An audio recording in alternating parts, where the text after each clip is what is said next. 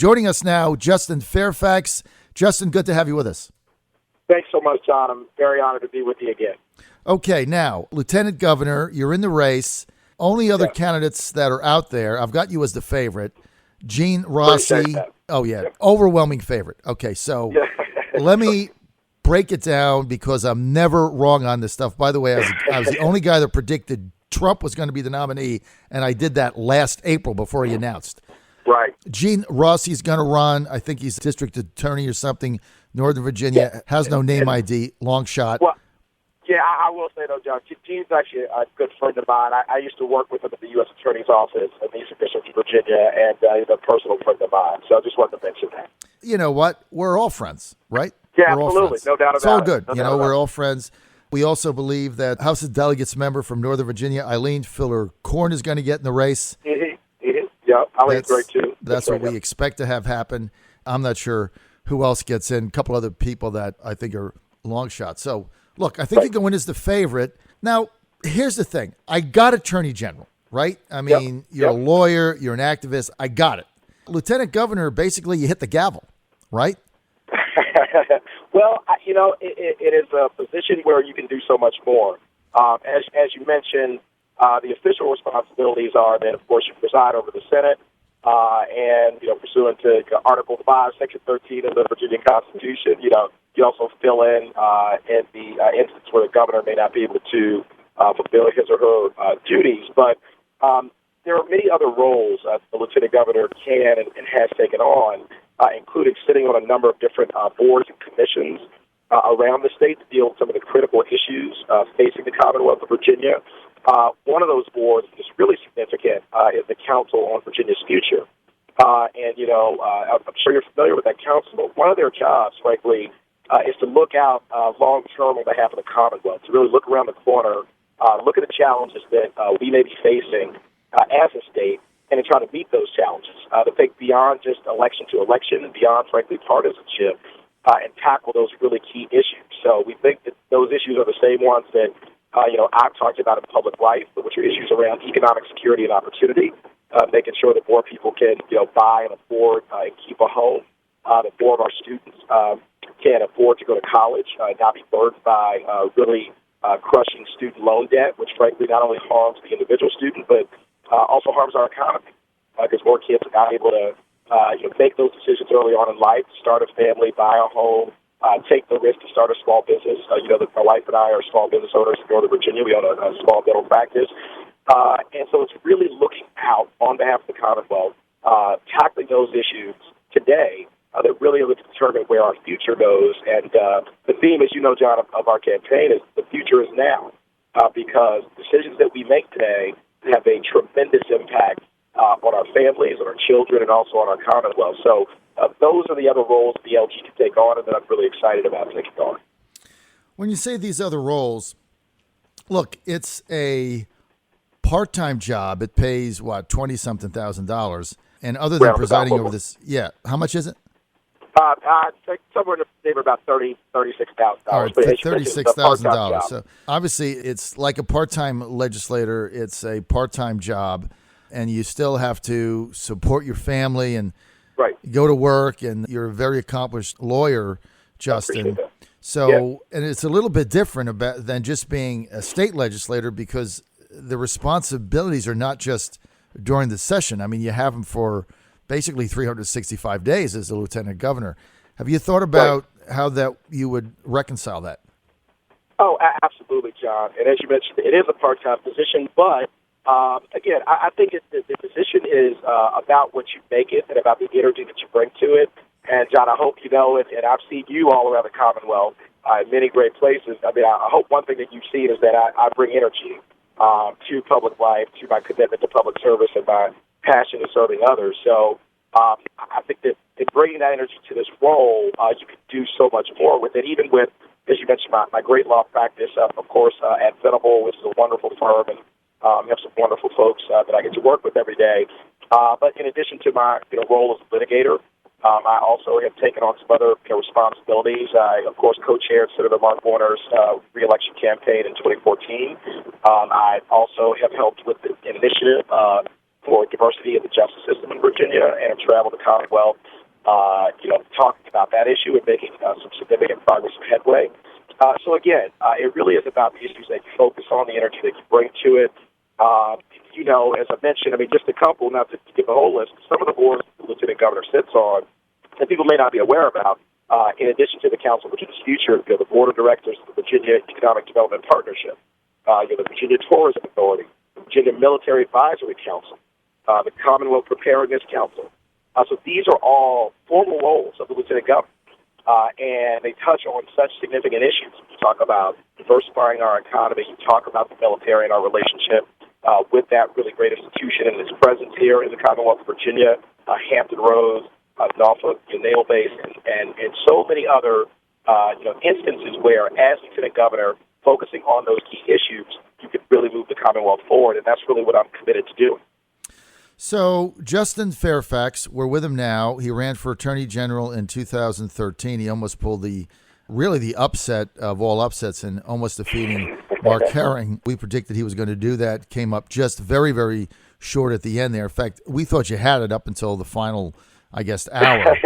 Well, as you mentioned, John, it was very close, and I appreciate the attention that you paid to that race. As you know, we won nearly 49% of the statewide primary vote in 2013, and we also were endorsed, by the Washington Post that really focused in on our message about economic security and our the sort of substantive approach that we brought to policy, and also the positive approach. I should say, John, I have never run against anyone for anything. I've only ever run for office. That, of course, is my first time running for public office, but I'm one who believes in sort of a positive, optimistic vision of where we can go. And John, you know a lot about my life story. You know that I was raised, primarily by a single mother, by my grandparents, youngest of four.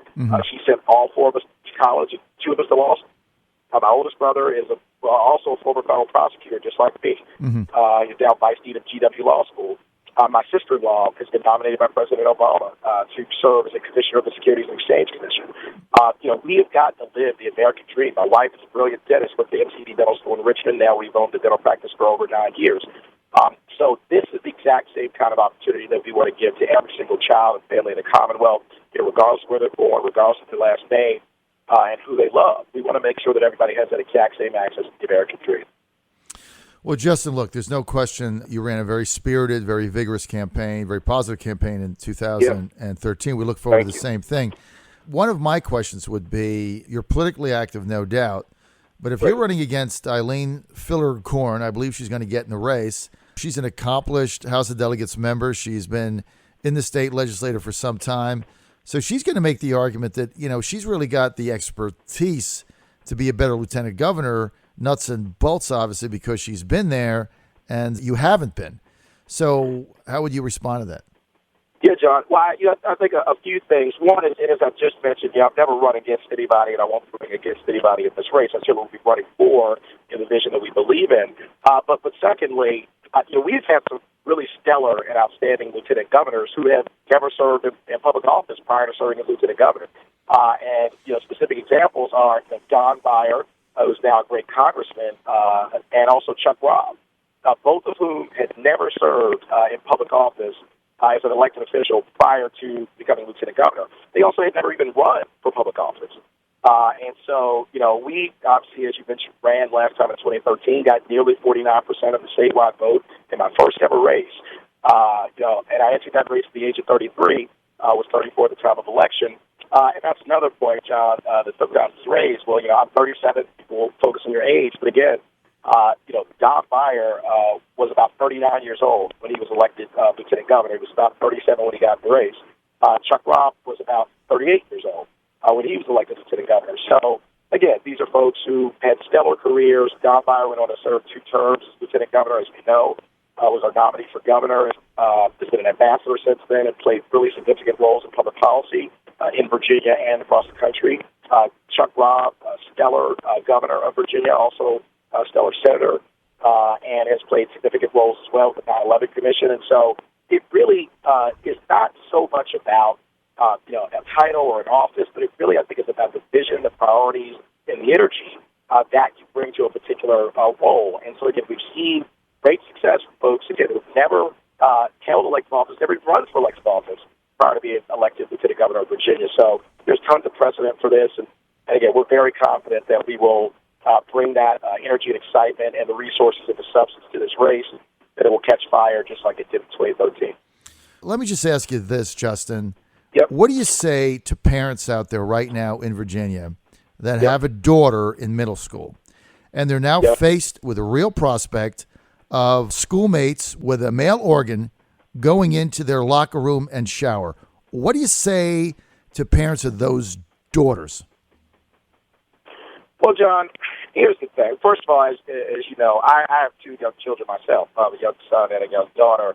And I really do want to take a lot of the sort of scare tactics that have been in place away from this issue. I mean, we've seen what's happened in North Carolina with the HB2 bill, which I'm completely against, frankly. And I believe that we need to be respectful of other people, of their gender identification. And frankly, and from a policy perspective, as many people have noted about what's happened in North Carolina and HB2, it's really not so much about the restrooms in the same way that, during the 50s and 60s, designating which water fountain people could drink from was not really about water fountains. I mean, it really is about, respecting people's civil rights. Justin, you're not answering the question. I mean, I love you to death, but I'm going to get back to it. And as far as HB2 in North Carolina, Justin, you and I are on the same page. I was vigorously opposed to that law. I said it would lead to all kinds of nonsense that's going on. But you got to answer this question. Parents of public school children have a daughter, and a male goes into their shower. And according to John, what you guys are saying, that's perfectly legal. What do you say to that mom or that dad? Well, John, again, first of all, when you say it's their shower, I mean, again, this is, I think there's a lot of hyperbole around this.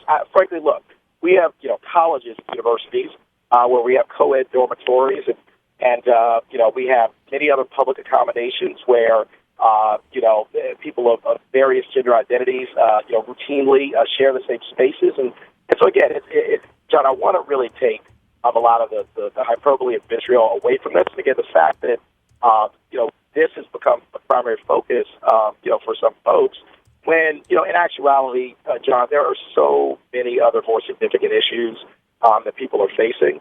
And what I've frankly been talking to people about for the last 4 years, and what frankly they've been talking to me about, is that they are worried about, their place in this economy. They're worried about, and not necessarily, that issue, but they're worried about, well, will my kids be able to afford to go to college? Will my kids have a better life than I've had? Can I keep my home? Will I have a job? John, these are the things that people talk about. This is where the real economic anxiety is out in the Commonwealth. And so I really want us to, not spend, 90% of our time on the 10% of the things that might divide us.